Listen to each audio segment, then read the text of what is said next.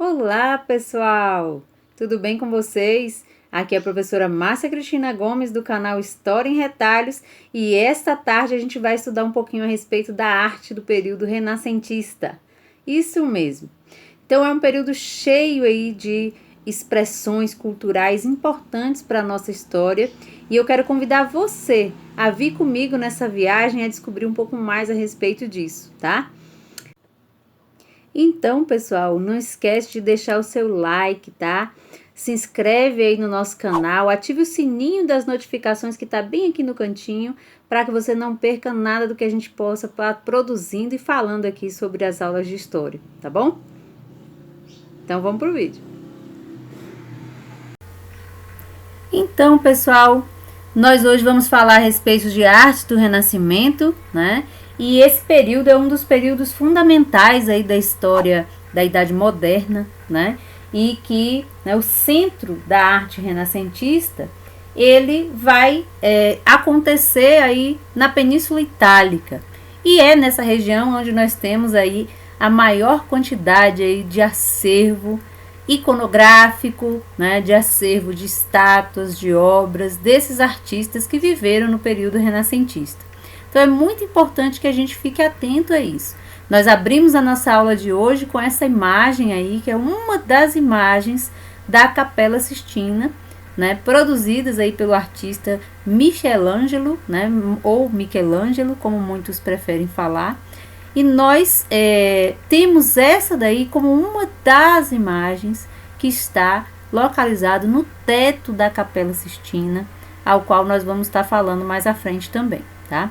Então, vamos aí observando que nós temos aí outra obra também desse período, que é a escultura de São Jorge, né? A escultura feita por Donatello e que hoje também se encontra em um dos museus aí da Itália, no Museu Nacional de Bargello.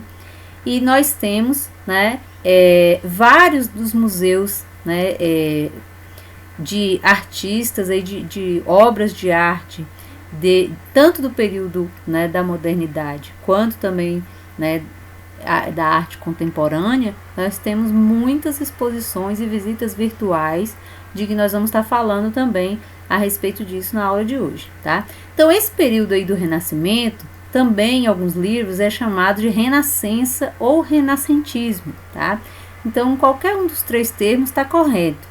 Então, isso serve para explicar, né, o período da história europeia durante os séculos 14, 15 e 16. Então, durante esses 3 séculos, né, nós tivemos obras importantes sendo desenvolvidas, sendo pesquisadas e que foram deixadas aí para que nós hoje pudéssemos aí apreciar, tá? Eram obras assim completamente diferentes daquelas que nós tínhamos na cultura feudal. Então, o Renascimento foi um movimento cultural aonde nós tínhamos um outro tipo de mentalidade, um outro tipo de visão. Então, nós já falamos aqui nas aulas anteriores, né? O período feudal foi marcado por uma cultura mais teocêntrica, aonde estava ligado o pensamento voltado sempre para as questões religiosas, né? Para as pesquisas relacionadas aí ao divino, né? A Deus. E nós temos agora, nesse período, uma mentalidade nova. Então, vamos fugir um pouco do teocentrismo e vamos para o antropocentrismo, aonde é o homem a figura principal de toda a pesquisa e de toda a preocupação do ser humano a respeito, né, da história e da representação da figura do próprio homem, certo? Então, nós temos, nesse período, né, o período chamado Renascimento, uma descoberta, ou na verdade uma redescoberta. Por quê? Porque esses artistas eles vão, né, buscar nos trabalhos, né, dos antigos gregos e romanos obras onde eles iam se inspirar. Então, os artistas do período renascentista, eles não copiaram os trabalhos, né, dos artistas gregos e romanos. Não foi uma cópia, tá? Porque se fosse uma cópia, nós não teríamos tantas inovações e tanta diferença nos trabalhos. Então, o que eles fizeram? Eles valorizaram a cultura, né, a chamada cultura clássica, e tomaram aí por referência. Então, a base das transformações, das pesquisas, dos interesses aí dos artistas aí desse período aí renascentista foi inspirado nas obras clássicas da antiguidade grego e romana, né? Então, durante esse período, a gente tem, né, o direcionamento aí, né, das ideias humanistas e naturalistas, que nós também já tratamos na aula anterior, né? Então, é a valorização agora da figura do ser humano e representar ele como ele é na sua naturalidade, buscar o realismo para, né, as suas representações, tanto na escultura, como a gente tem aqui na escultura de Baco, como também na pintura, como também, né, a preocupação com relação à ciência. Então, eles vão passar a investigar mais a respeito disso, tá? Então, esse pensamento renascentista, ele não acontece, né, de forma igual em todos os espaços, em todos os lugares, tá? Então, essas ideias, elas se iniciam em Florença. Florença, a gente pode dizer que é a capital das artes do período renascentista. Foi lá que tudo começou. Então, começou em Florença com os poetas, com os pintores, com os escultores e também com os arquitetos que, né, eles criaram entre os séculos 13 e 15 uma quantidade infinita de obras de arte. Então, é uma quantidade assim, absurda de produção, porque os artistas eles tinham muita vontade em pesquisar, em fazer coisas novas e bonitas, mas ainda tinha algo, né, que favorecia eles, que era o patrocínio. A gente vai falar a respeito disso também. Então eles recebiam, né, algo em troca, um incentivo em troca, né, desses trabalhos. Então existia muita produção e existia também muita procura. As pessoas tinham muita vontade de ter, né, os seus textos, de ter as suas pinturas, de ter as suas representações, de ter uma escultura, né, que de alguma imagem, de alguma coisa que chamasse a atenção. Então isso passou, né, a ser algo muito, né, forte na cidade de Florença, tá? E aí, ó, eu quero chamar a atenção de vocês para isso. Ó. A cidade de Florença, ela foi o coração do Renascimento italiano. Então observa bem essa imagem, gente. Olha que imagem fantástica. Nós temos aí, ó, no centro da cidade, né, de Florença, muitos casarões ali, muitas casas, mas ali no meio nós temos a Catedral de Santa Maria del Fiore, gigantesca, né, se destacando.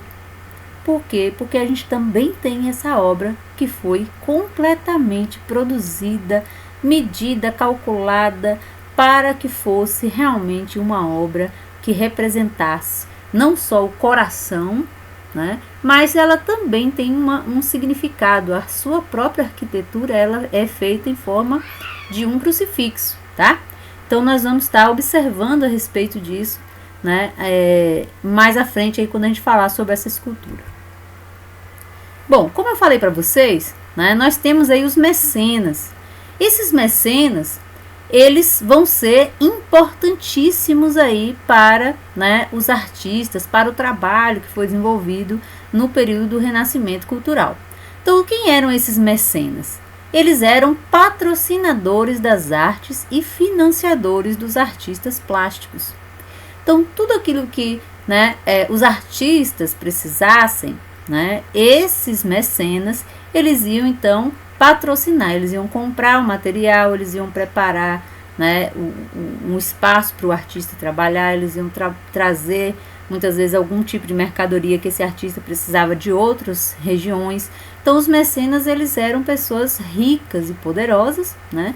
Então faziam parte aí desse grupo não só os comerciantes, mas também príncipes, condes, bispos, banqueiros, né, que eram as pessoas que tinham dinheiro, né, gente? Eram quem tinha condições de financiar, de investir na produção de arte, né, na produção das telas, na produção das esculturas, né, e né, como maneira de obter reconhecimento e prestígio na sociedade. Então esses mecenas, eles não faziam assim, né, de forma espontânea e caridosa. Não, eles também faziam isso porque eles queriam ser reconhecidos, eles queriam ter prestígio. As pessoas, né, falam assim, nossa, aquele ali, né, tem ali uma escultura fantástica na casa dele, né, tem obras de arte maravilhosas na sua sala, né, organiza saraus. Então essas pessoas, elas tinham essa necessidade também de demonstrar o seu poder na sua interferência política, muitas vezes, através das artes. E eles foram de extrema importância para o desenvolvimento das artes plásticas, tá?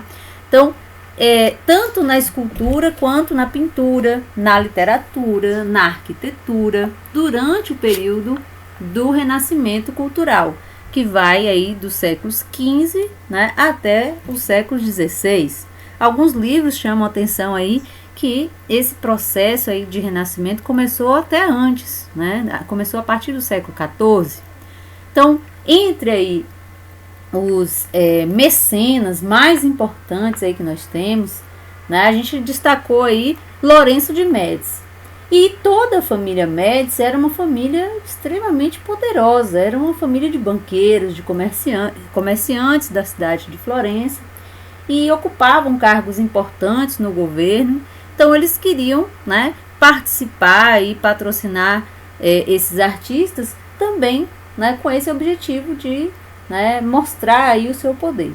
Mas havia também outros aí, né, artistas aí patrocinando, ou aliás, havia outros mecenas patrocinando artistas, né? E entre os principais pintores aí daquela época nós temos Massácio e Sandro Botticelli, né, que trabalhavam na Florença dos Médici. Então esses eram os dois, né, artistas aí patrocinados pela família Médici também, tá? Bem, como nós já falamos aí um pouco a respeito, né, desse processo inicial aí da arte, de quem patrocina a arte, agora vamos compreender um pouco mais a respeito da escultura e da arquitetura, tá? Então, gente, eu deixei aí destacadas essas duas imagens que vão demonstrar uma das preocupações que tinham os artistas, né? A preocupação com as proporções, tá? Então, onde vocês estão vendo aqui, ó, que tem uma espécie de um caracol, né? Essa daqui é a chamada proporção áurea, tá? Então, eles tinham essa preocupação de estar dividindo os espaços aí da tela onde eles iam trabalhar, assim como também, né, dividir, né, o mais perfeito possível, de forma a ficar harmônica, as esculturas, tá? Então a gente vai falar muito a respeito disso aí, né, no trabalho dos artistas do Renascimento. Então a escultura, a arquitetura e a pintura, né, todos três aí, era a revalorização da cultura e das tradições greco-romanas, conhecidas como classicismo. Então as, né, culturas clássicas, como a gente falou, grego e romano, vão servir de inspiração, tá? Expressava o estudo das proporções e a busca dos artistas por composições harmônicas e por uma realidade idealizada, né? E aí, quando a gente fala de realidade idealizada, né? Então, a figura do ser humano, né, idealizado, é aquele ser humano, né, que tem ali o corpo, né, bem distribuído, ele nem é gordo demais, ele nem é magro demais, estão vendo? Nem é baixinho. Então essa realidade idealizada da figura do homem, da figura da mulher, da figura do idoso, né? Você vê que aqui ele mostra que é a representação aí de Deus, mas é um Deus, né, aqui grisalho, mas olha como é que tem assim uma firmeza ainda, né, nos braços, na musculação da perna. Então a gente tem aí essa preocupação em retratar uma realidade idealizada, mas também de demonstrar, né, as proporções, né, aquilo que está mais perto, aquilo que está mais longe, né? Então, que nessa tela que a gente vê aqui do nosso lado esquerdo, nós temos aí, né, uma imagem onde a gente percebe essa questão da proporção, ó. essa parte que a gente tem aqui mais na frente, né, ela está mais próxima do nosso olhar do que essa parte que nós temos aqui ao fundo, ó, com esse horizonte, né, lá já com uma janela. Então, essa ideia, né, de profundidade, que o nosso olhar ele vai em direção, né, àquele fundo, dando a impressão de que esse espaço aqui ele está mais próximo da nossa visão, tá certo? Então, isso vai aparecer muito nos trabalhos aí dos artistas renascentistas. Os escultores, como Donatello, né, que viveu entre 1386 e 1466, tornaram-se estudiosos da arte clássica e da anatomia humana, perseguindo o ideal de representar o homem com a máxima fidelidade. Então, a preocupação desses artistas era imensa.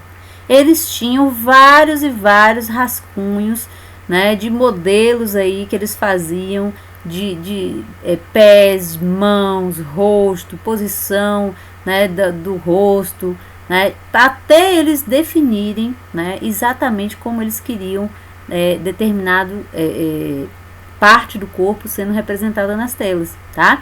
Então, nós temos aí uma preocupação muito grande por parte desses artistas em ser, né, representantes aí mais fiéis possíveis, né, dessa nossa humanidade, né, do nosso corpo físico, tá?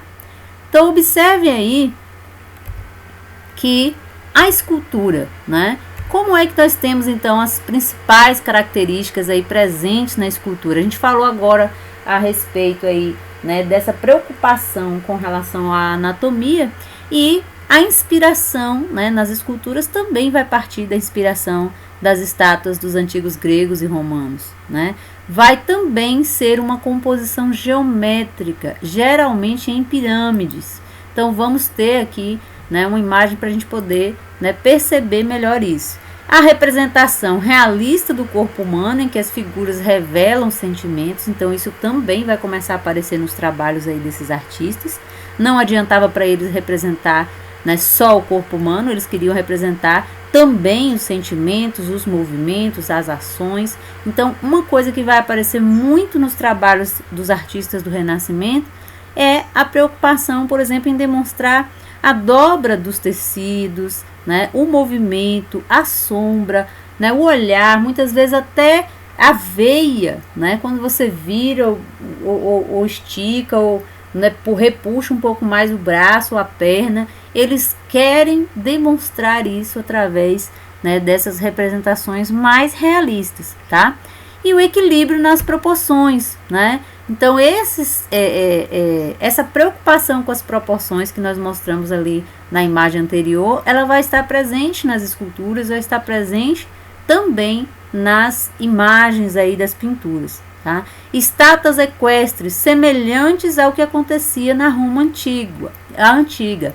Então, se eles vão estar se inspirando aqui, ó, nessas estátuas dos gregos e os romanos, e esses gregos e romanos, eles representavam muito imagens, né, de generais, imagens, né, de guerra, então eles também vão fazer essas representações, né, aparecerem também no período renascentista, tá? E olha aí, né, a imagem aí de uma das mais famosas estátuas de Michelangelo, tá? É a Pietà. A Pietà, gente, é a representação, então, da Virgem Maria, né, carregando aí Jesus Cristo, né, após a sua morte. Então, a dor, né, a ideia do artista era representar essa dor, né, esse sofrimento de Maria. Mas observa que além dele ter essa representação, né, feita tão bem, né, na imagem, no rosto, na expressividade de Maria, como, né, a gente tem outros elementos, ó. Então, a posição das mãos, o corpo, aqui, ó, o cantinho das veias, dos músculos, né, representados também nessa escultura. As dobras do tecido, a gente tem a impressão de que é um tecido de verdade caído ali, dobrado. Não é, gente. Então, é tudo escultura feita em pedra, tá? Então, essa imagem, ela, né, está representada em um formato triangular.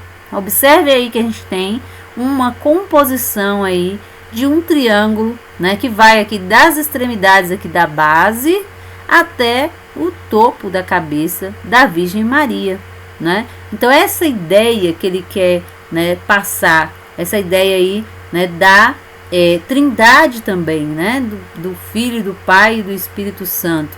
Então, apesar de nós falarmos aqui que o período do Renascimento é um período onde a gente vai ter os ideais antropocêntricos, não significa, por exemplo, que os artistas não vão mais representar nada que se relacione à igreja, mesmo porque é impossível, já que muitos dos mecenas, como eu falei, eles também eram, né, os condes, eram os religiosos, os bispos, arcebispos, então papas. Então muitas vezes, né, as imagens aí representadas pelos artistas do Renascimento vão ser também, né, de temáticas bíblicas, vão ser personagens da história bíblica, tá?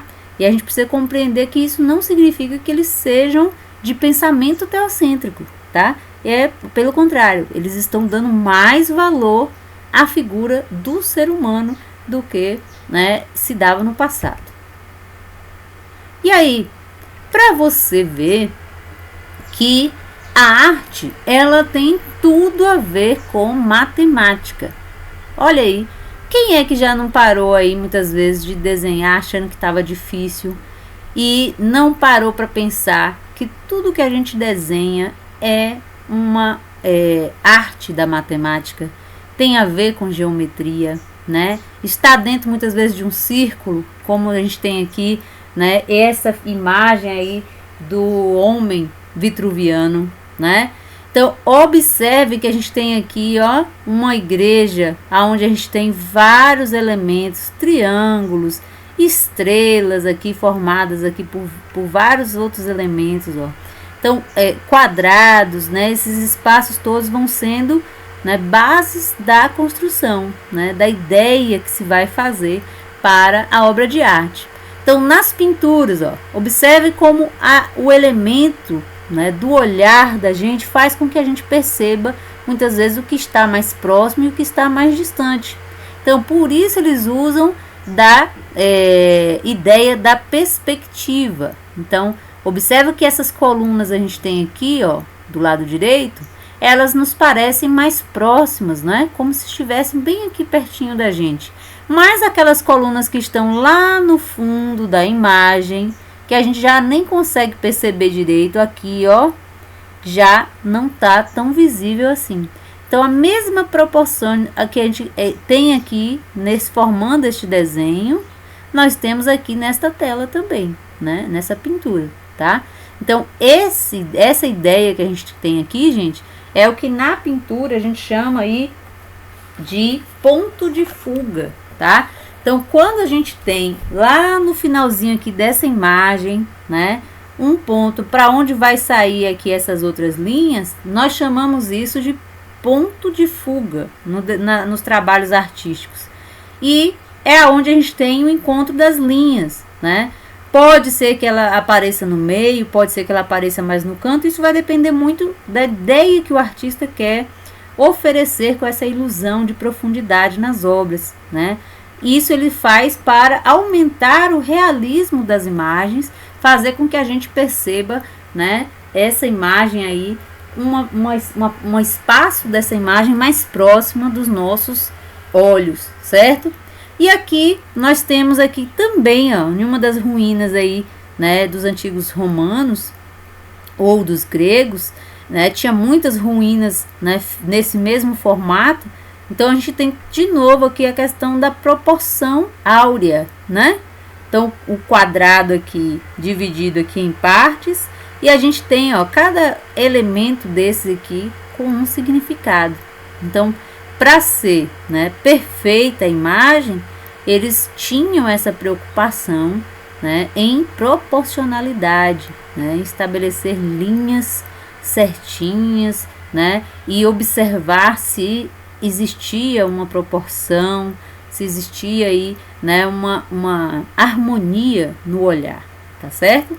Então, essas imagens aqui é para a gente perceber que todo o trabalho do artista, ele vai ser um trabalho que envolve a matemática. Muitas vezes a gente vai ter que desenhar pensando num círculo, né? Como a gente tem aqui dessa imagem, pensando num quadrado, pensando que esse quadrado tem aqui um triângulo aqui no meio, né? Pensando nas linhas que a gente pode servir, né, para basear o nosso traço aí, nossa construção, seja ela qual for, né, do nosso desenho, da nossa temática. Então, isso é para a gente poder perceber, né, o quanto nós precisamos da matemática também na arte.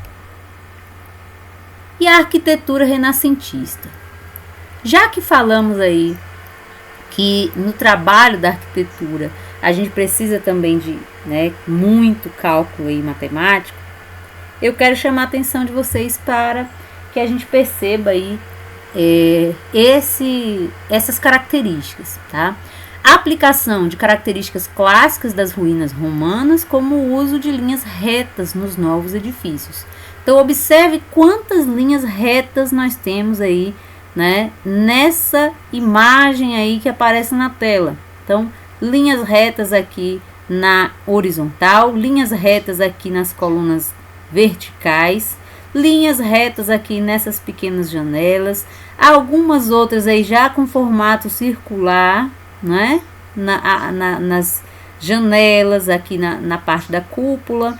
Então, muitos elementos que vão estar relacionados aí às imagens aí das ruínas, né, dos antigos romanos.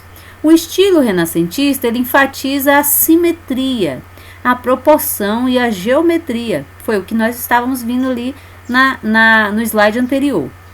A regularidade das partes, como são demonstradas na arquitetura da Antiguidade Clássica e, em particular, na arquitetura romana antiga, da qual muitos exemplos permaneceram, né? Então, muitos desses exemplos ainda se encontram, né, principalmente na região da Itália, né?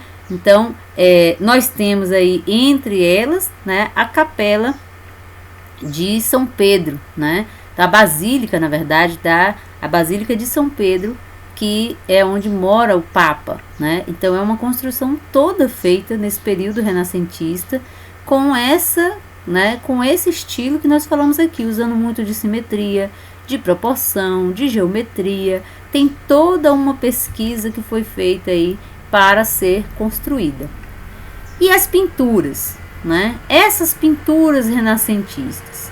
Olha aí que nós temos aí uma paleta de cores aí girando e nos mostrando, né, como a gente tem a distribuição de cores para usar na hora da pintura. Porém, os artistas do Renascimento não tinham essa facilidade que a gente tem hoje. Eles não encontravam tinta de várias cores diferentes, pincéis, né? Um pincel mais chato, um pincel mais largo, um pincel de fibra, né, natural, outro artificial. Então, não existia isso, né? Então, os primeiros pintores renascentistas, eles tiveram aí que fabricar as suas próprias tintas, tá?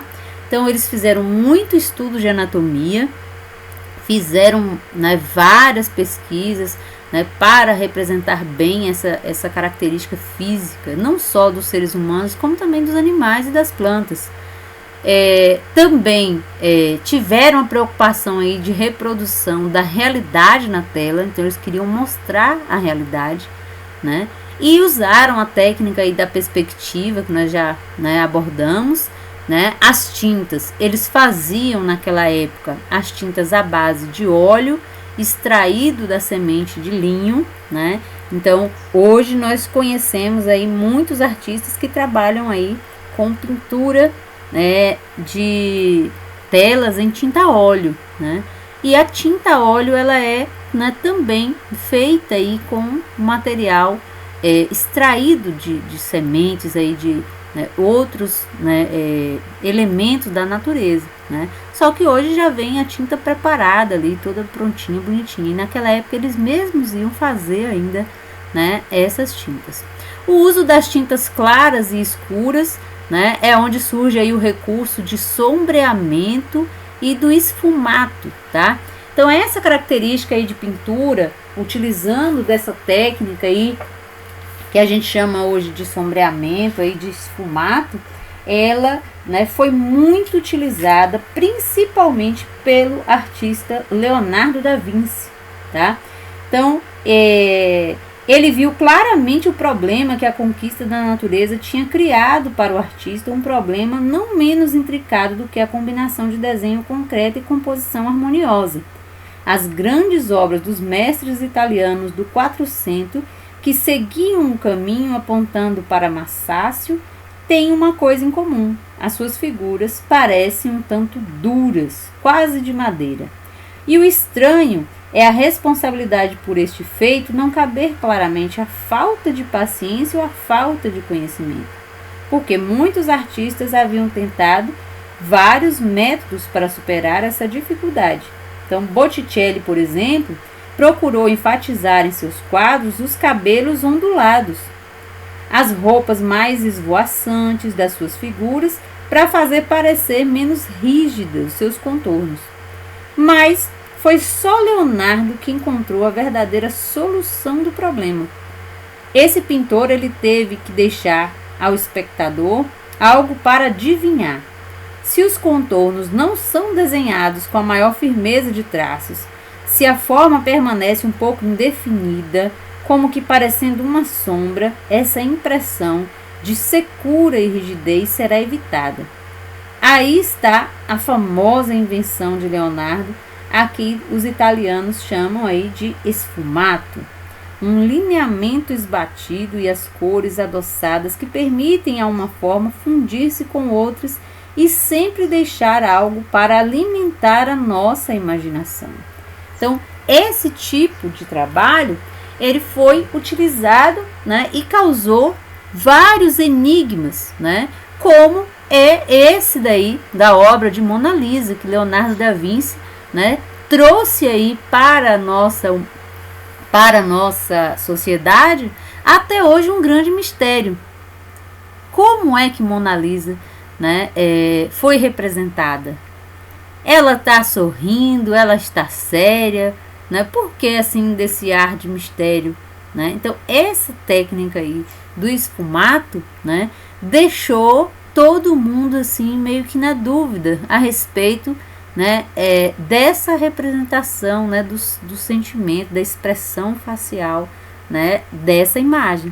Então é só um exemplo para que a gente possa perceber, né, o que a gente está falando aí que é o esfumato. Então, nos trabalhos antigos, a gente tinha linhas mais duras, uma divisão mais firme entre as imagens, né? E já na técnica de Leonardo da Vinci, você vê que ele trabalha muito com sombreamento, mas um sombreamento mais suave, mais delicado, nada marcado. Então, é isso aí, né, que a gente chama aí de técnica de esfumato, tá? Mas aí não temos aí só esse trabalho de Leonardo da Vinci, não. Observe aí o trabalho agora de Rafael Sanzio, tá? Então, a obra dele, chamada Escola de Atenas, ele representou diversos aí, né, artistas aí, filósofos, pensadores importantes da cultura greco-romana, né? E utilizou a técnica que a gente falou aí da perspectiva. Então observa que a gente tem aqui nessa imagem da frente, né, as pessoas mais próximas, e a gente tem, né, como se fosse também a nossa imagem que fosse seguindo aqui, né, em um formato triangular, onde a gente vai, né, finalizar nessa parte mais profunda aqui da tela, aonde a gente percebe aí a profundidade criada. Então aqui a gente tem inclusive os detalhes aqui da coluna bem mais, né, fácil de ser visualizado, e à medida que vai se afastando a gente não consegue perceber mais tantos detalhes, tanta de nitidez aí nesses detalhes. Então nesse trabalho, né, de Rafael Sanzio, a gente também tem esses elementos, tá? Elementos aí de sombreamento ele utiliza. Observe que a gente tem aqui, ó, no tecido das roupas, então dois ou três tons muitas vezes era utilizado para fazer essa diferenciação, ó, da sombra, né, das roupas. Então essa é também uma técnica utilizada pelos artistas do Renascimento. Gente, aqui é o trabalho feito por Michelangelo, ou Michelangelo, né? No teto da Capela Sistina, tá? Então, todas essas imagens que nós temos aqui, né, estão na parte superior, no teto de uma imensa igreja.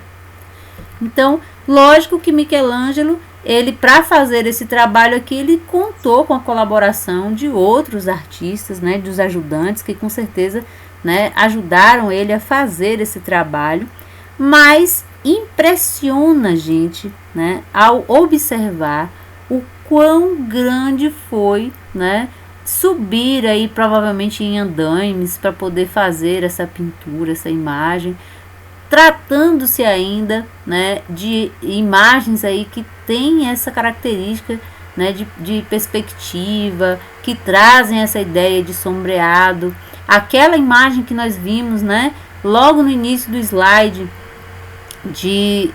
da imagem aí da criação, né, a criação aí do homem, né, e ela está representada justamente em uma dessas imagens aqui, ó. Se eu não me engano, é essa que a gente tem aqui no centro, né, que representa essa imagem, né? Mas nós temos várias, olha, observem que são várias imagens, tanto no teto quanto aqui nas laterais aqui da igreja. Então, tudo isso, né, sobre a organização aí dos artistas renascentistas, né? Especialmente Michelangelo vai trabalhar com relação a isso. E nós temos aí um link que depois a gente vai colocar aí para que vocês façam uma atividade aí específica, né, de visita a essa Capela Sistina. Isso mesmo. A gente estuda história, mas a gente também pode viajar, viu? Mesmo em casa a gente viaja, a gente conhece os lugares. Então nós vamos poder visitar a Itália hoje e conhecer um pouco mais aí de como é o interior de uma igreja tão linda como essa, né, a Capela Sistina, tá bom?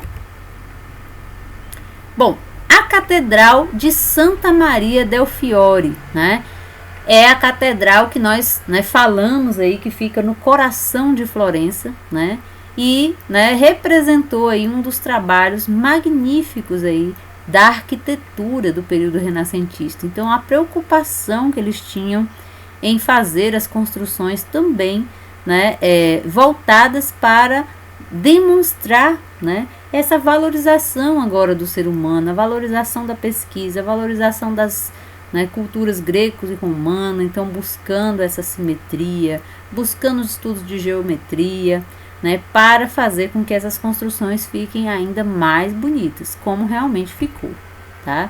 Então, esse trabalho aí, junto com esse outro que a gente está vendo agora, que é o chamado Hospital dos Inocentes, os dois foram projetados por Filippo Brunelleschi, tá?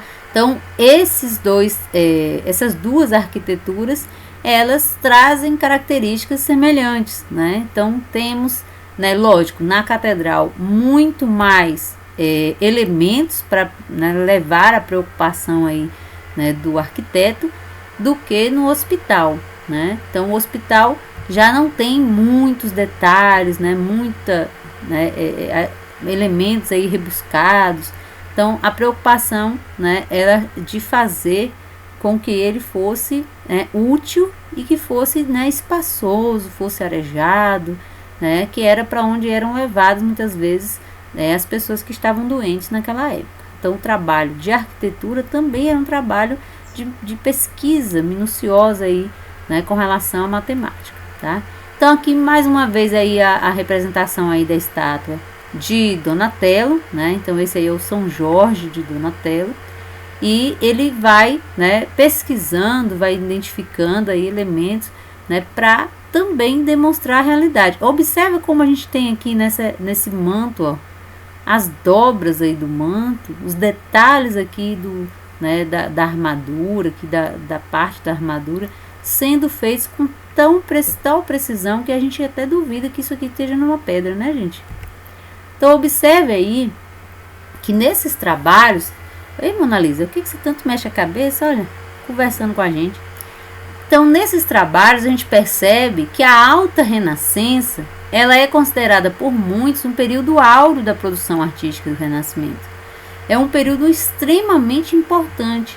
A arte era produzida pelos artistas entre o século XV e o século XVI, né, e ficaram para a eternidade. Então são considerados trabalhos, né, importantíssimos para, né, a gente compreender a nossa própria história. E muitas vezes, né, os trabalhos dos artistas hoje se baseiam também em muitos dos trabalhos feitos naquela época, tá? Então tchau, Mona Lisa, você está conversando demais. E aí, gente, eu gosto sempre de destacar a respeito disso, porque chama a atenção de vocês, né, garotada? Né? As tartarugas ninja. Quem é que já ouviu falar a respeito delas? Pois é, as tartarugas ninja, né, as 4 tartarugas ninja, faz parte de um desenho, também já foi feito filmes aí inspirados nesses personagens, séries, e foram personagens de história em quadrinho criada por Kevin Eastman e Peter Laird na década de 80, né? E Leonardo, que é esse aí da bandana azul, Rafael, mais atrás aí, que tá com a bandana vermelha, né? Michelangelo é o que aparece ali com a bandana laranja, e Donatello, né, com a bandana roxa.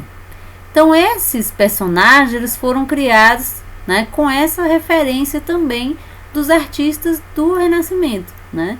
Então, os artistas mais importantes, né, os principais artistas do período do Renascimento são esses aí, né? Michelangelo Buonarroti, né? Leonardo da Vinci e Rafael Zanzio, né? Que na interpretação aí dos artistas aí de animação, né, eles ainda colocaram aí Donatello, que também é um artista do período renascentista, né?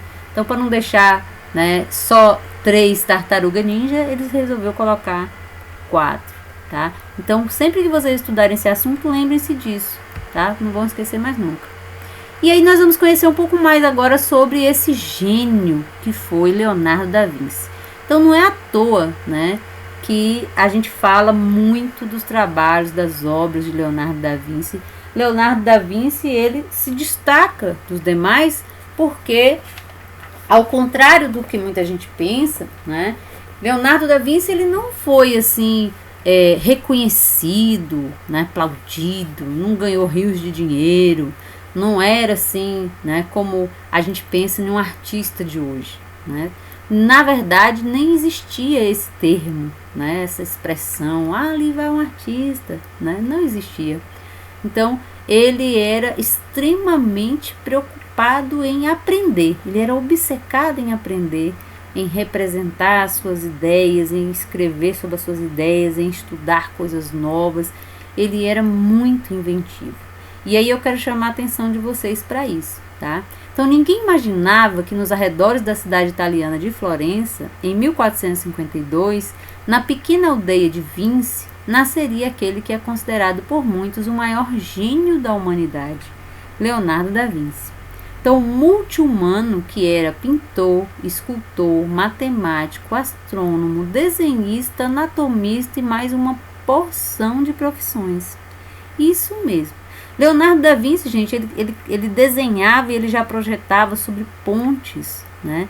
Sobre tanques de guerra, sobre helicópteros, né? Sobre bicicleta, coisa que a gente nem chegava ainda em sonhar em descobrir. E Leonardo da Vinci já estava pesquisando, já estava tentando entender como fazer isso, né?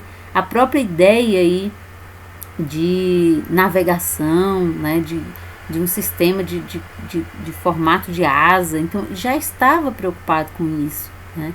Em como fazer esse tipo de estudo.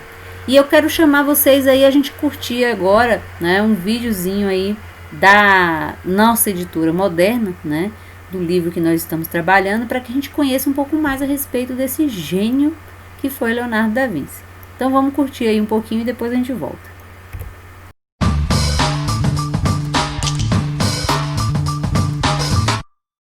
O período de renovação cultural entre o fim da Idade Média e o início da Idade Moderna, chamado de Renascimento, viu surgir inúmeros artistas e cientistas extraordinários. A Península Itálica foi o berço desse movimento e o local onde surgiram alguns dos seus representantes mais memoráveis. Leonardo da Vinci, que nasceu em 1452 em um vilarejo da República de Florença, na atual Itália, é um exemplo notável dessa figura do Renascimento pela sua elevada capacidade de produção artística e científica. Da Vinci imaginou máquinas, concebeu armas, pintou obras de arte, criou esculturas, mecanizou instrumentos musicais e projetou variados inventos. Também fez diversos estudos anatômicos, entre eles o do homem vitruviano, que foi inspirado em um tratado sobre as proporções humanas escrito pelo arquiteto e pesquisador romano Marcus Vitruvio. Uma das obras mais famosas de Leonardo da Vinci é o quadro Mona Lisa, conhecido também como La Gioconda. Neste retrato, que se acredita ser de Lisa Gherardini, o artista alia a representação realista à sondagem psicológica, revelando a interioridade da pessoa retratada. Por meio do sorriso de Mona Lisa, por exemplo, é provável que Da Vinci quisesse transmitir a ideia de felicidade. Ele também desenhou seu autorretrato quando tinha 60 anos. Olhando-se no espelho, reproduziu minuciosamente sua imagem no papel. No entanto, Da Vinci não tinha talento apenas para as artes plásticas. Ele também demonstrava ter muito talento na música. O artista criou e aperfeiçoou numerosos instrumentos, como tambores capazes de manter o ritmo mecanicamente, flautas e liras de prata que permitiam obter notas mais graves. Ele ainda projetou máquinas voadoras. Porém, suas criações nesse campo não tiveram resultados práticos, mas serviram de inspiração para inventos modernos, como o helicóptero e o paraquedas.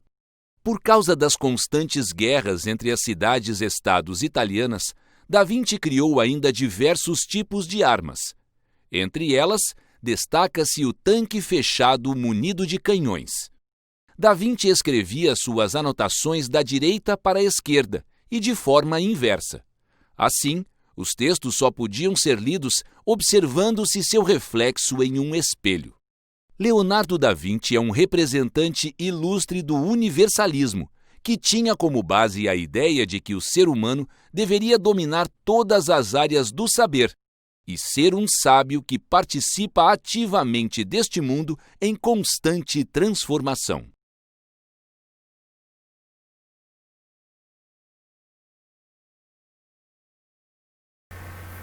Vocês viram que coisa interessante, a vida de Leonardo da Vinci é fantástica, gente. Vale muito a pena você descobrir mais a respeito disso, tá? Então, só para a gente recapitular um pouquinho aí do que a gente estudou na aula de hoje, nós vimos que o centro da arte renascentista foi a Península Itálica e aprendemos que os artistas eles contavam com o patrocínio dos mecenas e que a valorização da cultura greco-romana aconteceu aí na escultura, na arquitetura e também na pintura desses artistas. Vimos que o surgimento de técnicas de perspectiva, de sombras, técnicas do esfumato e as novas formas de fazer e de utilizar as tintas passaram a fazer parte também dessa realidade aí dos artistas aí a partir do período renascentista. E os artistas aí destaque desse período foram Rafael Zanzio, Michelangelo, Leonardo da Vinci, Donatello, Sandro Botticelli, entre vários outros que a gente ainda vai estar estudando futuramente. Então, gente, espero ter te ajudado a compreender mais sobre as artes do período renascentista, desenvolvida entre os séculos XIV e XVI na Itália, e a perceber como a cultura mundial cresceu a partir dessa época. História em Retalhos vai ficando por aqui. Desejo a vocês aí um dia maravilhoso, que vocês possam ficar em casa, se cuidar e cuidar dos seus, tá? Se você ainda não se inscreveu no nosso canal, se inscreve e ative o sininho aí das notificações para todos, tá? Que aí você não vai perder nada do nosso material daqui para frente. E é isso, tchau para vocês e até a próxima.